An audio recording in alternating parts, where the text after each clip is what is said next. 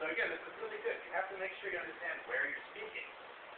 In this case, I already had an idea because I had Mikiko pull the room for me so I could see what the layout was like. So I already knew I had about a 20-foot gap, 25 feet or 30 feet per wall. So that amount of font was fine. I've done a speech between 1,500 people where the font had to be a monster, and so that way everybody can easily see them. So you can't put a whole lot on the slide. You can just say, like, talking is good, or whatever. You have to have a ton of slides with really big font. Because a lot of people, maybe didn't wear their glasses because they wanted to look cute. You still got to speak to them. So just have to consider the audience and the venue. And then talk to your audience about the chart. We kind of touched on this last time. Again, why is that important, ma'am?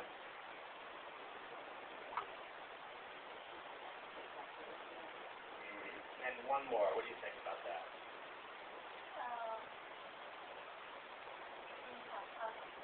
Absolutely. Back to the first thing. Great. And then this is also a great pacing tool. PowerPoint will help you pace out your speech, as well as if you happen to forget what you're talking about, that doesn't happen. Yeah. You can go ahead and know exactly what you're supposed to speak about, and then you have the mental anchor to say, pacing. Normally you could use one of these guys, which is a clicker. You can click through, but I wouldn't rely on that kind of stuff for pacing. That has a tendency to break. Moore's Law. Who knows what Moore's Law is? If it breaks, it's going to break. Always have backups. That's why I always keep paper backups on any kind of presentation. So if I have to go at chalkboard to give me all this, I know what I'm doing. Welcome, class, ma'am. I'm speaking about public speaking. Are you a good public speaker? I think so. I'm going to give you some more hints, and I'll have all these slides available so you can catch up with whatever you missed. Okay? Great. And handout. This is a double-edged sword, if I've never heard about it before.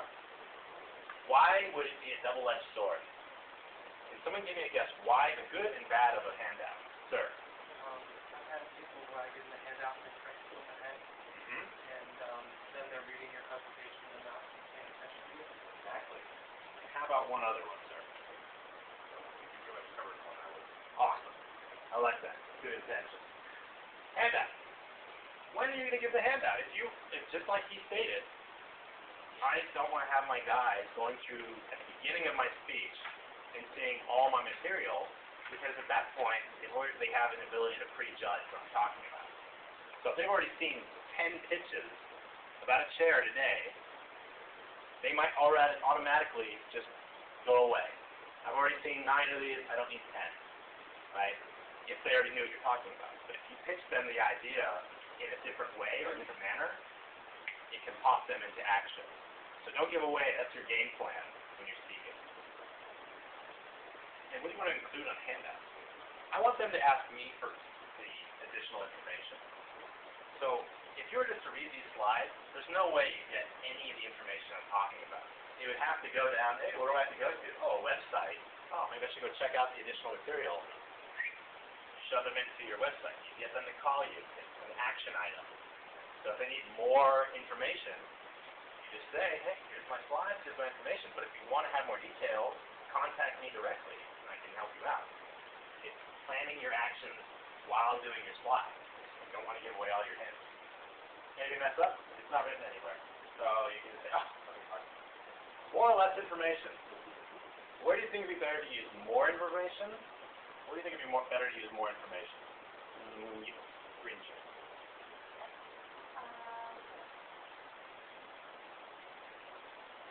Exactly. If you have to think about something for more than 10 seconds, it's too much information. It's just too much information. I'm speaking. I'm not giving you guys a book to read. Less information, sir. What do you think about less information? For the handout there? Sure. I want enough so I can understand the topic. So, maybe more information than some others, but I don't know. That's based on the topic. I may not know anything about the topic. Do you think it would depend on who you're speaking to and what their needs are? Sure. Back to the intention of why you're giving a speech? That's another thing. Everything's variable. There's no rules to how much you got to put on there. It's going to depend on exactly what your audience wants. So if you're talking to a whole bunch of people that are safety experts, They're going to want actual backups. They're going to want all kinds of, crash tests or just all kinds of stuff. So when you're giving them their speech, they don't have to look for any material. It totally depends on what you're speaking. Complete speaker. Everything I told you guys, the last 3 items, are all going to be put together. There's not one specific item that's more important than the other, because without eye contact, all your body movements doesn't matter. Without any tone in your voice, all of the eye contact and stuff you just really work hard on doesn't matter. So appreciate your audience. That's all you have to do. I don't care if when you get up there, you get stage fright, your mouth gets dry, you can't get that speech. But as long as you just say, wait a second, my audience has a need, and I'm going to fill that need, you'll find that in you, you'll definitely be able to get that speech. Every time that I've had a big problem, I just think about what my audience wants to hear, and then I go. I just go and go and go, and eventually you get back in the groove, and you get over whatever got you scared about your speech, or what got you uncomfortable. I gave a speech once where it was I was supposed to give like a folk speech, right? You have to make up a story and tell it to kids, right? To little kids. I thought it'd be an awesome idea to dress up as a guy in a garbage bag, because I thought it'd be a scary monster. Horrible, because I got into the audience, they were all adults. And I was like, no, they're pitching to adults, not kids. I'm gonna be, so again, you gotta take the needs of your audience into hand there, otherwise you're gonna be a little uncomfortable. But remember, I was pitching to audience members who are all adults. You gotta be flexible. And here's how you preempt that one. Look how I did it. Say, okay guys, we're gonna take a little journey. I want you all to think about when you were 10 years old. Put you back in that place, back at home, playing with your mom and dad and your kids, and whatever. It sits their brain back into it and where you want them to be. They don't happen to be kids, but I want them to think like a kid. So you have to preempt them when you're speaking. This is a good one. If you're a complete speaker, you're going to have to be very flexible with your audience. And go ahead and speak what you want. This is a great technique. It's called anchoring. So when I'm speaking, how many people are noticing my hands move quite a bit? And how many people notice that my hands move when I'm trying to make an important point? There you go. Anytime I make an important point, hands stop, stall, and then keep moving. It's just a little mental anchor in your head that what I'm talking about is important. It works every time.